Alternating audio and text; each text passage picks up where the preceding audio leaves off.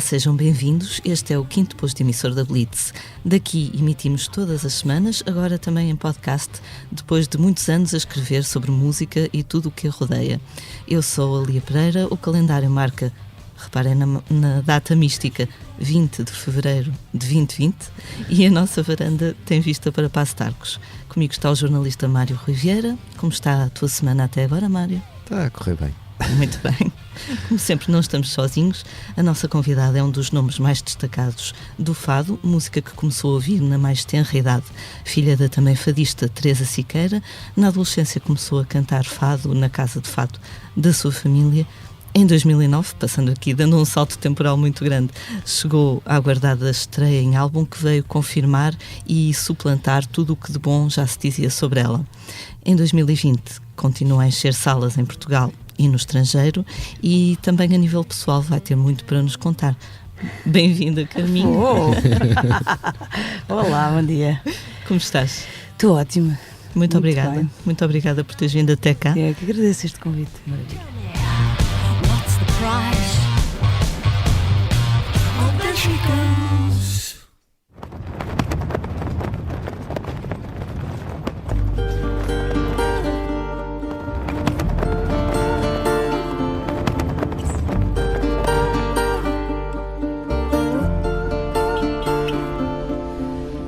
Uma a uma as luzes da cidade vão se despedindo. Estás a meio de uma digressão, chegaste agora de concertos em Espanha e França. Como é que correram esses concertos? Ainda há países onde tu não tenhas atuado? Alguns, sim. Obviamente, não é? Há muitos países, há muitos. Mas tenho o privilégio de poder dizer que já cantei em todos os continentes e que é uma honra poder levar assim o fado, poder me levar a mim e aos concertos que eu faço a vários pontos do mundo, a outras culturas, porque é uma experiência única de receber qualquer coisa completamente diferente de lugar para lugar.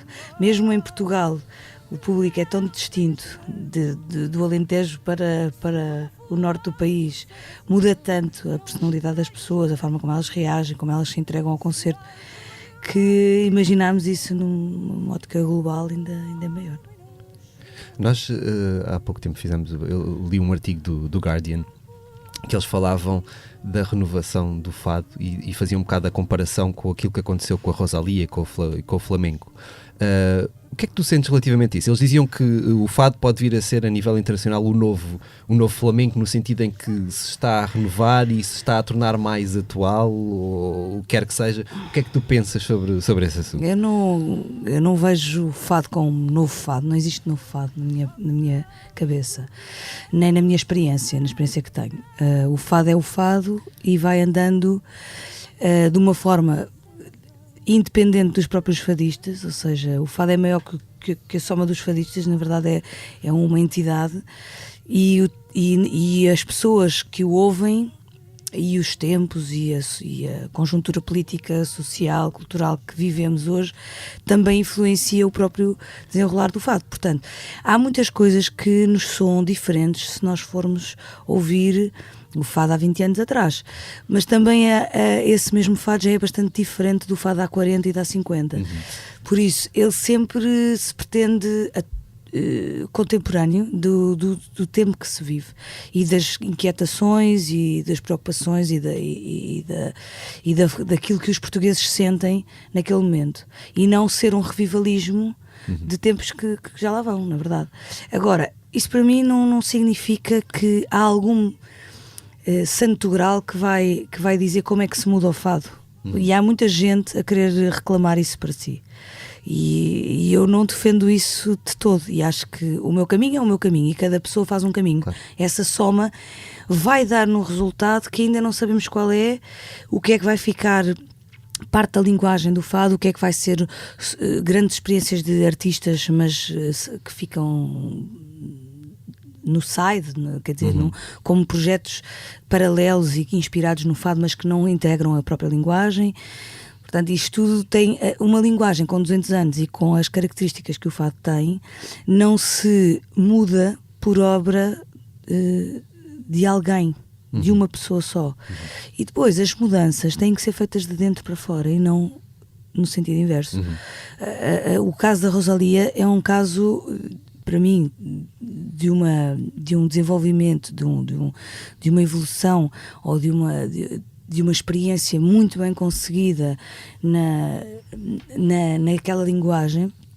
Uma das razões é ela ter nascido naquela linguagem, ela saber exatamente como é que o flamenco se canta, se dança, se conta, não é? Porque aquilo tem uma conta rítmica própria, e tudo o que são grandes alterações aos nossos ouvidos são desdobramentos daquilo que já lá estaria subjacente na linguagem musical, que como podem ver, o fado tem características bastante diferentes do flamenco. Claro, o flamenco claro. é rítmico, o fado Claro. não.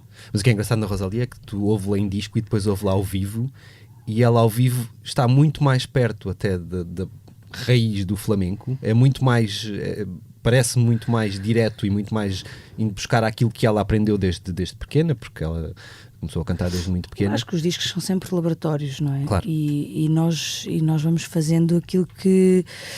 E de qualquer maneira eu continuo a achar que os discos, apesar dela ter feito algumas experiências e incursões de repente pela pop americana, não é? E de uma forma bastante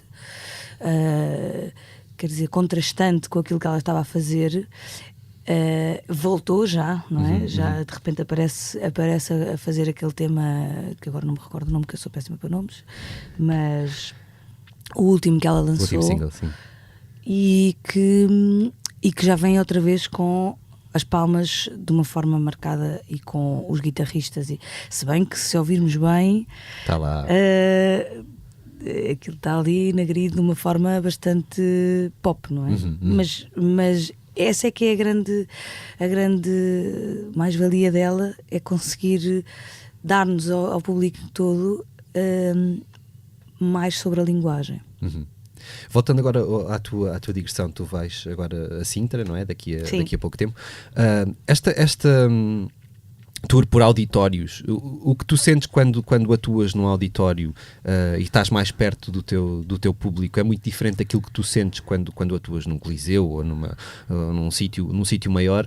É uma coisa que te leva, se calhar, mais para os tempos em que cantavas em casas de fado, ou não sentes isso? Eu acho que, de uma forma geral, os auditórios, os teatros portugueses são todos muito, muito cozy, inclusivamente o Coliseu. É assim um lugar muito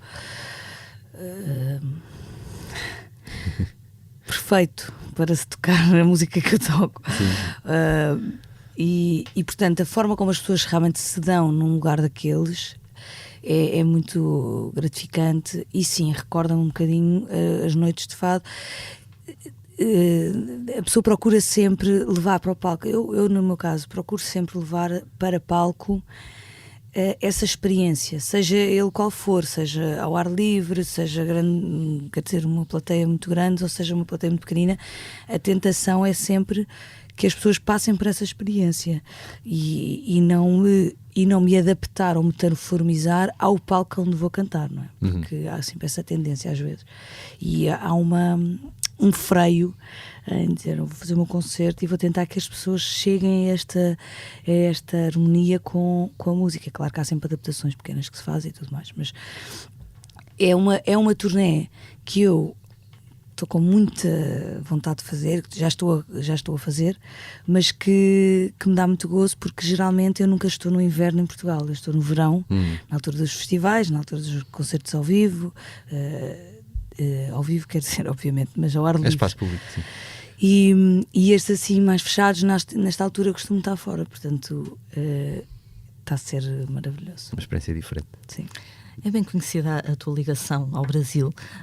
Aqui recentemente ouvi uma entrevista radiofónica da Matilde Campilho, a tua amiga, Sim. que disse que perguntavam-lhe precisamente como é que ela tinha ido parar ao Brasil, onde depois acabou por ficar a viver alguns anos, e ela disse que foste tu que a convenceste, entre aspas, que lhe disseste que ela iria adorar, o que veio a verificar-se, não é? Veio a verificar-se, graças a Deus que ela foi.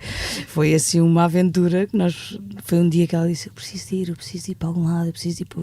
E se fosse o Brasil, sei que, olha, se tu fores eu vou contigo, eu levo-te lá, eu também estava a precisar de sair, então fomos as duas assim nem tínhamos nada marcado. Foi assim foram várias aventuras que nós vivemos. Como é que entrou o Brasil na tua vida? Não só musicalmente, mas toda essa ligação que tu penso que tens ao país. O Brasil entra já logo cedo na minha infância, pelas novelas, naturalmente, pela música que eu tinha em casa, os discos que os meus pais tinham. Quando eu percebi que as músicas das novelas não eram, que se podiam desassociar dos personagens, não é? Foi assim uma descoberta para mim. Tipo, aquela música não é da Tieta. Não é só da Tieta, também é do outro compositor, dos Dom Jobim ou do Chico Buarque. E aí percebi que havia uma panóplia de pessoas para procurar, para pesquisar, para descobrir. E aí começa. Muito mais tarde vim a fazer uma colaboração. Fiz uma música com o Pedro Joia. Ele fez a música, eu fiz a letra para o Pirilampo Mágico, que eu cantei com o Ney Matogrosso. Portanto fui ao Brasil gravar isso. Antes ainda tinha feito umas colaborações com o Martinho da Vila, cá em Portugal, que também foi assim, que ele também adora fado e canta imenso fado às vezes nos concertos cá em Portugal. E portanto foram sempre aparecendo assim algumas coisinhas que me deram muito gozo. Até que quando eu lancei o disco Alma, que é o segundo, houve interesse dos meus 2 agentes atuais no Brasil de começarem a trabalhar comigo. Pronto, não sei, conhecemos porque veio cá o Milton Nascimento e ele convidou-me para um concerto que era o fecho das festas de Lisboa na Alameda. E foi assim um momento bastante importante para mim, cantar 2 temas do Milton que são bastante exigentes, e foi assim um momento bastante impactante para mim conhecê-lo. E nesse momento ele disse, vamos então editar o disco, vamos editar o disco no Brasil. O que é que tu gostavas que acontecesse assim de especial no Brasil para este lançamento do disco? Vamos pensar assim numa ideia. E eu, por acaso, tenho uma ideia, não é? Tenho assim algumas ideias, mas quer dizer, são um bocadinho atrevidas, mas gostava muito de ter assim 3 duetos no meu disco, um com o Chico Buarque, um com o Milton Nascimento, outro com a Nana Caymmi. E ele, só isso, Carminho? É só isso que você quer? É fácil, parece fácil. E sonhar não é difícil, pronto. E é difícil a pessoa estar preparada para um não. E quando a pessoa está preparada para os nãos, consegue ainda sonhar mais alto, que é mais maravilhoso. E não é que eles disseram que sim, e pronto. E foi assim um grande passo nesse caminho, porque gravámos 3 canções lá no Brasil. Depois, mais tarde, por consequência disso, houve uma amizade, houve muitos concertos em conjunto, nomeadamente com o Milton Nascimento, cheguei a fazer turnés com ele, e com o Chico Buarque fiz algumas participações com ele em concerto, e portanto foi assim em crescendo. Depois, mais tarde, no disco a seguir, tive um inédito do Caetano Veloso com o filho mais novo, com o Tom Veloso, o primeiro inédito dos 2 no disco, que é o Sol, Eu e Tu, e também uma música da Marisa Monte, que eu conhecia entretanto. E quer dizer, isto é tudo surreal, não é? Parece assim um bocadinho descrever assim uma lista de coisas, mas que parece que precisava de uma hora para falar de cada um deles, não é? Porque eles são entidades superiores na música e na forma como eles se dão à música. E são todos uma grande família, não é? Todos se conhecem. Todos conhecem aquilo, toda a gente se cruza lá, e há muita partilha. É uma coisa que eu admiro bastante neles e que me faz pensar que era importante importar.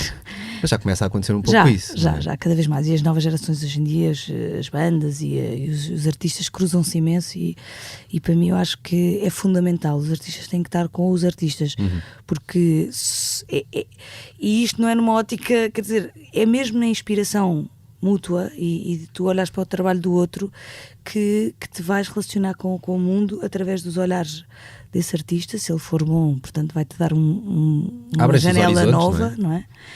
E continuares por aí. Portanto, não há necessidade de um protecionismo, porque o mundo está todo ainda por descobrir, sendo que já tudo foi descoberto.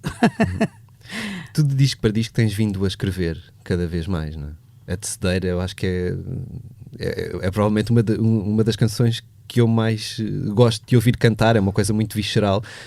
É uma coisa que tu fazes regularmente? Vais escrevendo, vais tendo ideias e vais escrevendo, ou só quando te sentas para começar a trabalhar no novo álbum é que pensas, deixa-me lá? Não, eu não tenho, para já não tenho esse toque do Midas. de dizer quando é que eu vou escrever qualquer coisa e que ainda por cima que faça sentido e que seja bom, não é? Porque escreve-se muita coisa, mas ou que me pareça bem gravar, e logo aí já há uma data de papéis que ficam na gaveta. Portanto, eu vou escrevendo e vou deixando que as coisas aconteçam, e há alturas, é importante também deixar o tempo livre para, ou a cabeça, na verdade, livre. As turnés são muito boas para isso, porque há muitas viagens de carro, de avião, e acabamos por ter esse tempo que não dá para ocupar com outra coisa qualquer. E portanto, é um processo contínuo. Eu costumo dizer que eu ando à procura de repertório desde o primeiro disco. E esse processo é ininterrupto, nunca parou. Interrupto? Não. Estava-me a soar mal. E pronto, e portanto, depois, quando aparece uma altura de pensar, então vamos então reunir o que é que temos para o disco. As coisas começam a saltar da gaveta, e há umas que saltam mais alto, pick me, há outras que ficam assim mais mortiças e vão todas a estágio. Carminho, recentemente deves ter visto, quando a Raquel Tavares ao programa da Cristina Ferreira, mostrar a sua exaustão, digo eu, não é? Com o mundo do espetáculo. Alguma vez sentiste assim alguma coisa parecida, algum desânimo desse género? A esse nível não, mas respeito e compreendo, porque as pessoas também têm personalidades diferentes e também têm formas de ver o mundo e de receber aquilo que recebem diferentes. Mas graças a Deus nunca tive vontade de desistir, nem tive saturação. Acho que há muita coisa que faz parte do facto de tu cantares, não é? Porque cantar é o que te leva de repente a poderes cantar mais. Tu cantas, não é? Cantas de uma forma livre e alguém repara, e depois entras dentro de uma estrutura, e nessa estrutura de repente já há regras e já há compromissos, e às tantas, para poderes continuar a tocar mais e para poderes continuar a ter um lugar ou uma voz para chegar às pessoas, é preciso alguns compromissos, algumas cedências, e às vezes não é fácil. Portanto, eu consigo compreender, mas nunca senti. Nós sempre que falamos, acabamos por falar de fé, da tua ligação e nós estamos a viver um momento meio estranho, no sentido em que há muita coisa que nos faz questionar, e esta discussão agora relativamente à eutanásia é uma coisa que eu calculo que causa às pessoas alguma como dizer, ficam ali meio balançados, tipo, será que sou a favor, será que sou contra? Tu tens uma opinião formada sobre isso? É uma coisa que te questiona e que tu pensas, tipo, será que sim, será que... É importante pensar, é importante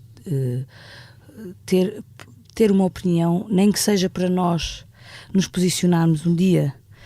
Exato. Um dia, porque nunca sabemos o que é que isso, se isso nos bate a nós à porta, se essa coisa bate à nossa família. Eu acho que nós como cidadãos, não é?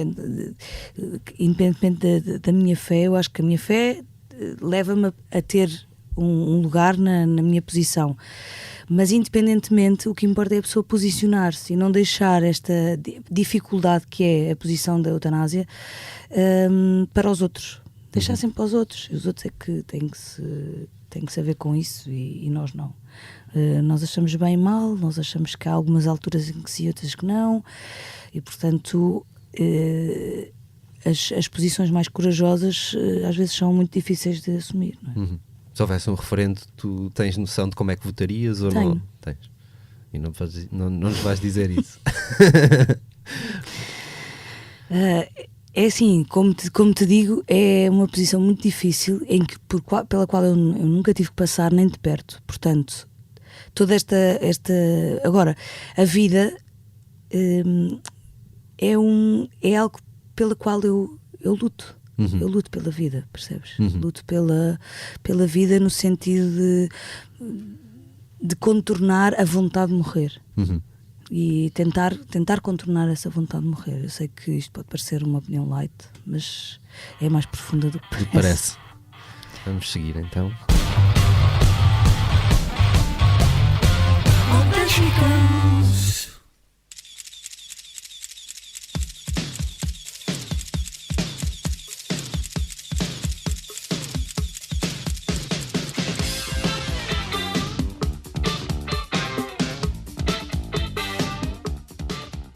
Pelo posto emissor passam todas as semanas os assuntos que têm sido notícia de forma um bocadinho mais prolongada, nomeadamente no nosso site.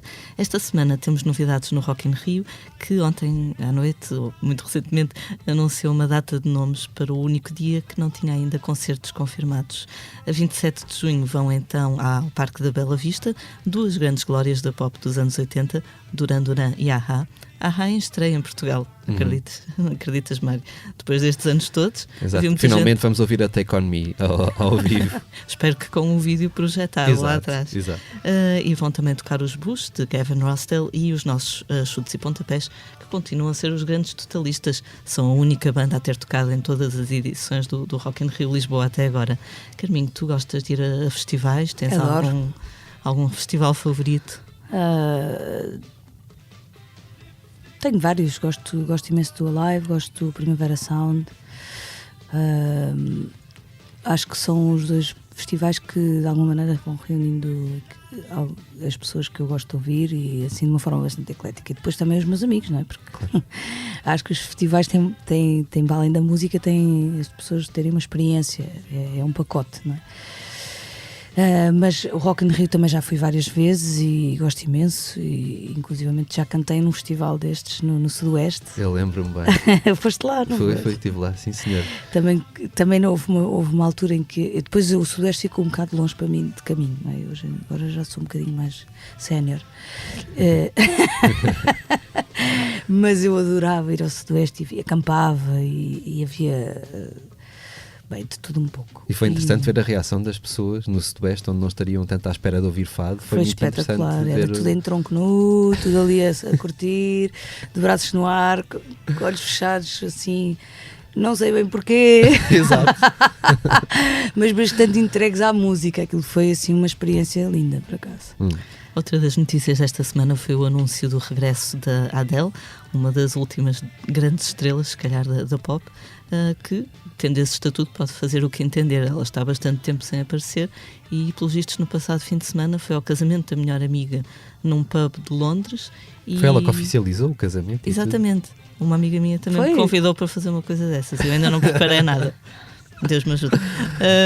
Enfim, mas eu não vou cantar. Não há imagens da Adele para te inspirares? Só há imagens dela a cantar Rolling in the Deep, e acho que depois cantou uma música das Spice Girls. E depois, como que eu não quero a coisa. Exatamente. Podes cantar a música das Spice Girls. Vou começar a ensaiar já. Sporty Spice. Exato. Sim, entre a Sporty e a Melvi, se calhar, se tiver num dia com o cabelo mau. Exato. E ela depois aproveitou para anunciar também, como quem não quer a coisa, que vai lançar o seu novo álbum, que sairá em setembro. Bastante mais nova ainda que a Adele, que só tem 31 anos. É a Billie Eilish, que atuou pela primeira vez, cantou pela primeira vez ao vivo a música de James Bond, não é, Mário? Exato, No Time to Die. Ela apresentou essa música na entrega dos prémios Brit, os prémios britânicos de música, e foi assim uma coisa estrondosa, foi bastante arrepiante e foi interessante porque ela não atuou só, ela escreve com o irmão, o Phineas, que também é artista em nome próprio, mas esteve em palco com o Johnny Marr, ex-Smith, e com o compositor Hans Zimmer. É assim é engraçado ver como ela reúne pessoas tão diferentes em torno dela, e uma canção do James Bond, que é uma coisa que geralmente... Para uma canção do James Bond compreende-se esta escolha, sentido, não é? Claro. Acho que a canção ficou muito James Bond, sim, e muito Billie Eilish também. Aquilo que eu depois li uma entrevista com o Johnny Marr, aquilo que ele diz foi que porque o Johnny Marr e o Hans Zimmer vão tomar conta da banda sonora do filme, e eles chegaram ao pé deles, a Billie Eilish e o irmão chegaram ao pé deles com uma canção muito Billie Eilish, e eles pensaram, como é que nós vamos aqui conseguir puxar isto mais para o lado do James Bond? E a verdade é que eu penso que resultou muito bem, é uma canção vai ali muito lentinha, e de repente a letra é muito bonita. E depois ela nos prémios também recebeu o prémio de melhor artista internacional, e até se emocionou e tudo, porque porque ela diz que tem recebido muito ódio nas redes sociais. Ela diz que deixou de ler comentários, diz que quanto mais coisas ela consegue, pior as reações se tornam. Então ela afastou-se um bocadinho e diz que estava muito emocionada porque de repente sentiu ali o calor do público e acabou o seu discurso de a receber o prémio quase a chorar. Mas sim, a Billie Eilish está aí, continua a dar cartas, e esta questão do James Bond é forte, não é? Porque os artistas só quando chegam a um determinado patamar, e Sim, ela tem 18 anos, não é? E um álbum acabado de editar, não é? No ano passado. Fool me once, fool me twice. Higher dare the paradise. Now you'll never see me cry. There's just no time to die.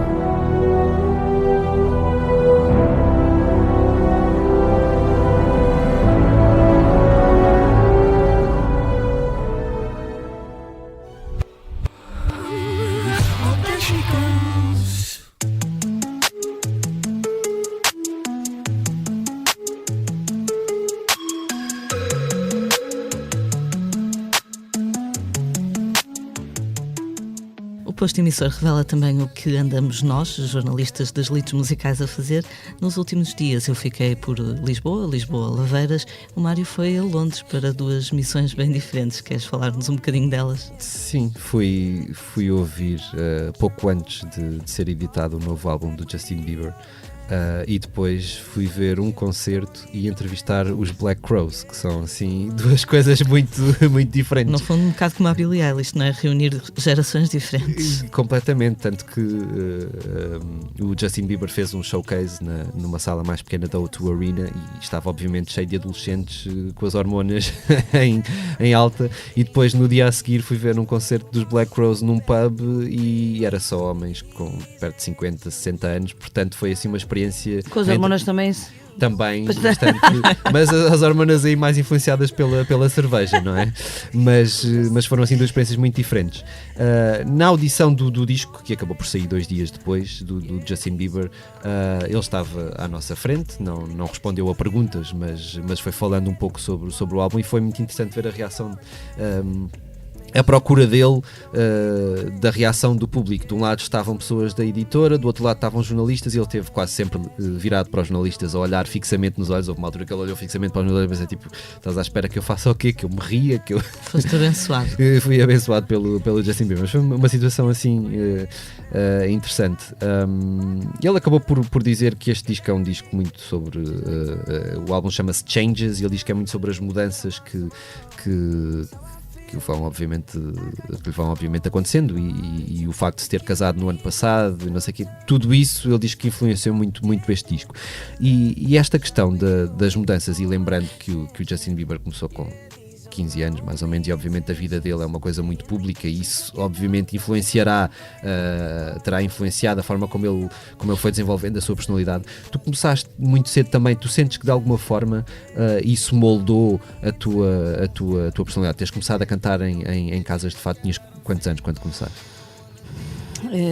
Olha, comecei a ouvir na barriga da minha mãe. Com 4 ela diz que eu cantei o primeiro fado, diz que se lembra. Com 6 com 6 não, mas com 12 já me achava uma profissional, porque já andava nas casas de fado. Portanto, mas com 6 já em casa havia muitas noites de fado. Portanto, na verdade é desde sempre, e isso influencia completamente. Quer dizer, eu não tive outra experiência, claro, mas consigo perceber o forte que esta linguagem é na minha vida, a importância que ela tem na minha vida, e de como é transversal, independentemente do fado estar mais para a esquerda ou mais para a direita, ou mais para cima ou para baixo. Quer dizer, é através do fado que eu vejo o mundo e que eu interpreto tudo o resto. E compreendo que, neste caso, o Justin Bieber é da pop, que é uma linguagem também é mais abrangente, mais larga, mas é fundamental. Eu lembro-me dele muito pequenino, tocar bateria nos concertos, e depois corria e tocava guitarra, e depois cantava, e depois ia a correr e tocava bateria. Ele já era um prodígio desde pequeno, não é? Pronto, isto depois tem a ver com as escolhas. O olhar público entra na tua vida. O teu primeiro disco saiu quando tu tinhas que idade? Tinha, mas aí sim, aí já só saiu quando eu tinha 25. Ok. Portanto, as pessoas já tinham conhecendo, mas de repente, quando tu és atirada para o grande público, Isso já foi uma escolha. já tinhas a personalidade moldada, não é? Foi uma escolha minha nesse sentido, porque achei que tinha que esperar. E de alguma maneira foi muito importante na minha carreira e hoje em dia naquilo que eu faço hoje, eu ter esperado, porque nós não somos obrigados a saber o que é que queremos, nem a ter que nos posicionar em relação a tudo. E um artista às vezes também não tem, quer dizer, não tem que criar, porque não tem que saber o que fazer. E muitas vezes, às vezes não é, são as situações que nos obrigam, e então ou há um convite de uma editora, ou há um convite de um artista, de outro, quer dizer, e às vezes há assim uma certa pressão. E eu acho que, pronto, se eu aprendi alguma coisa com isto, foi a respeitar mais a nossa intuição e o nosso tempo do que propriamente o tempo do... Eu lembro-me que na altura eu estava na mesa de frades, na altura da faculdade, eu cantava na mesa de frades, que é uma casa de fados que eu recomendo, mas não a toda a gente, que aquilo é muito pequenino. Só quem queira mesmo. E portanto, e depois o Pedro Castro, que é o dono dessa casa, dizia assim: hoje vim cá um tubarão. Eu, o que é isso? Um tubarão era alguém da editora, um editor qualquer, ou era o David Ferreira, ou era o Paulo Junqueiro, ou era a Paula Homem, quer dizer, eles iam assim tentar ver pessoas. E depois aconteceu pronto, uma coisa fantástica, que era, houve alguns convites para fazer um disco. E eu, que estava perdida no fim do meu curso de marketing e publicidade, imagino, não sei como é que eu fui ter essa ideia, e estava super infeliz nesse papel, não sei o quê. Pensei que eu precisava de sair, de viajar, fui viajar, pronto. E as pessoas diziam: tu és burra, o comboio da vida só passa 2 vezes e a segunda vez vai cheio. Era super fatalista, o pronúncio era de morte, ou seja, ou agarras já ou vais perder tudo. E isso deu uma certa aversão ao próprio meio, logo ali, não ao meio, não à indústria, não era isso, não às pessoas, mas ao facto de eu ter que escolher, pressionada por essas conversas. E então ainda me deu mais vontade de sair e de pensar: se tiver que acontecer, vai acontecer agora ou mais tarde. E portanto eu não tenho medo de esperar. E foi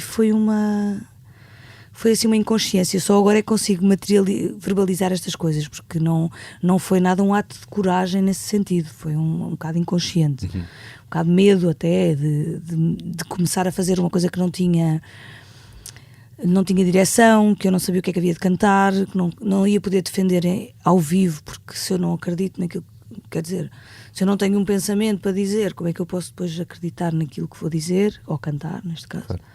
Pronto, e foi bom esperar. E enquanto eu estava em Londres, tu estavas aqui em Lisboa e viste 2 concertos em 2 dias seguidos. É verdade, foi o Devendra Banhart no Capitólio, foi um dos 3 concertos esgotados que ele deu em Portugal. Foi muito interessante ver esta nova versão muito Janota do Devendra. Vocês devem lembrar-se dele muito cabeludo e barbudo. Ele agora vai ao barbeiro, veste fato e tem uns belos discos recentes. Achei muita piada a reação das pessoas às canções em espanhol, uma reação muito calorosa. Acho que já não estamos tão de costas voltadas para os nossos vizinhos como em tempos. Acho que há uns anos se calhar não teria causado tanto entusiasmo.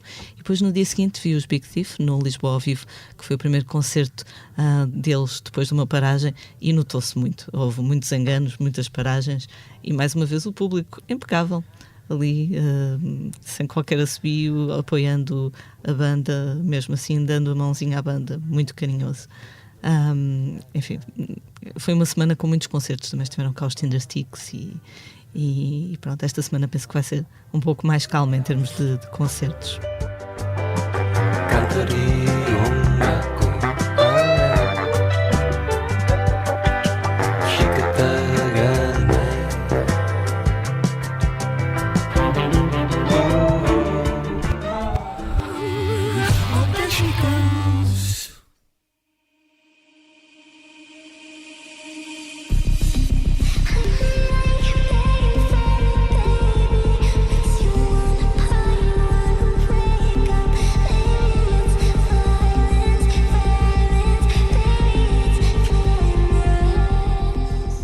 é hábito, falamos agora dos discos da semana e eu vou passar-te a palavra, Mário, para falar sobre o disco novo da Grimes. Exato, o álbum que se chama Miss Anthropocene chega na próxima, esta sexta-feira, e é um disco, é o 5º álbum dela, e é um disco interessante porque é um disco em que ela tem um conceito para o disco. Ela criou uma espécie de divindade das alterações climáticas. Diz que se inspirou em Marte, o deus grego da guerra e da agricultura, e então toca muito estes assuntos nas suas canções. Ela é um exemplo estranho. Ela é canadiana e entrou na música um pouco pelas eletrónicas mais experimentais e de repente tornou-se uma espécie de estrela pop. As pessoas conhecem a Grimes, conhecem uma outra música dela, mas ela é muito mais do que aquilo que aparece. Ela pensa muito sobre a forma de criação musical e é defensora de uma coisa que começa a discutir-se muito agora no meio das eletrónicas, da música feita através de inteligência artificial. Uns programas, eu não sei muito bem explicar como é que isso acontece, mas a verdade é que dão algumas indicações a uma máquina e a máquina transforma aquilo em música. Há uma outra artista que se chama Holly Herndon que também faz muito isso, criou uma espécie de sistema, dá umas instruções e depois aquilo cria a música sem ter ali um dedo humano muito forte. Eu acho que isso é muito interessante e acho que este álbum da Grimes vai no caminho de o que é que se vai passar no futuro da música, especialmente a música eletrónica, e é uma audição interessante. Uhum. Eu ouvi o disco do Rodrigo Leão, que vai sair também agora esta semana, dia 21 de fevereiro.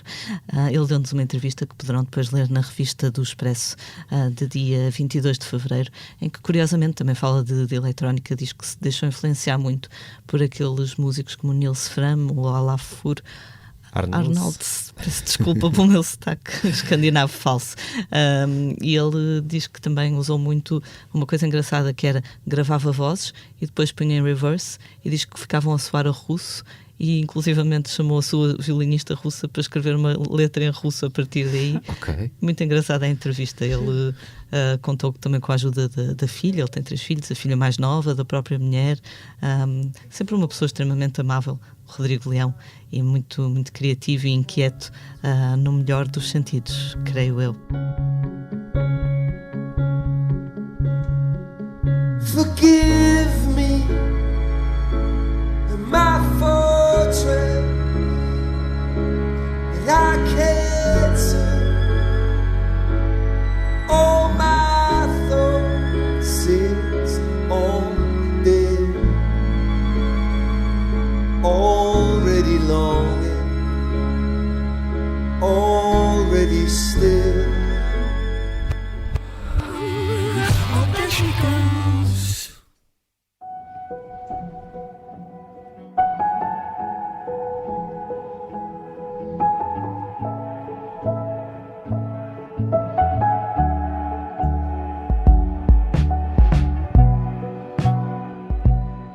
Concertos desta semana, tal como tinhas dito, não são tão fortes quanto os não há tantos concertos como na semana passada.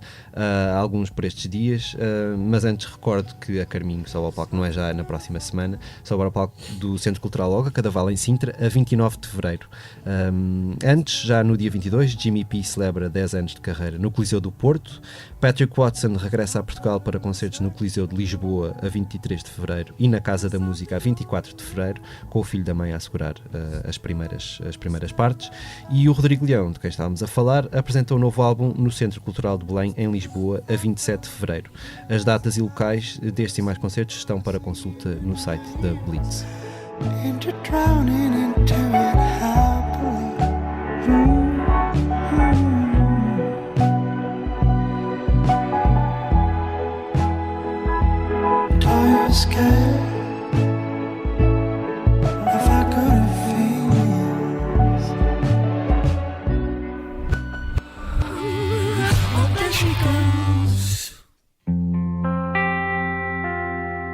Tu és a estrela que guia o meu coração. Tu és a estrela que iluminou meu chão. És o sinal de que eu conduzo o destino. Tu és a estrela e eu sou o peregrino. Até que foi uma escuridão tal. Chegamos ao fim do 5º posto emissor. Comigo esteve, antes de mais, Carminho, a quem agradecemos Obrigada. muito a Foi visita. imenso. Foi mesmo um prazer. Esteve também o jornalista Mário Rui Vieira, que nos falou das suas aventuras por Londres. Eu sou a Lia Pereira. Os temas de abertura e conclusão são da autoria de Legendary Tigerman e a edição multimédia esteve a cargo do Ruben Tiago Pereira, a quem também agradecemos. Terminamos, como já vem sendo hábito, com uma letra, um poema que a Carminho escolheu para partilhar connosco. E aqui vai. Pode ser? Sim. A Tecedeira. Não pensem que me esqueci de começar a fiar no velo que por quebrar deu a ideia que morri. As voltas que ao mundo irei dar, novamente a cantar, são com o fio que fiarei dia e noite sem parar. Tecerei verdes ciprestes à dimensão desta fé que ensina sábios e crentes que árvores morrem de pé. Mas à vista não há morte, fiarei toda a beleza. O fio apanhei por sorte ou por ter muita certeza. Muito obrigada. Obrigado. Who had a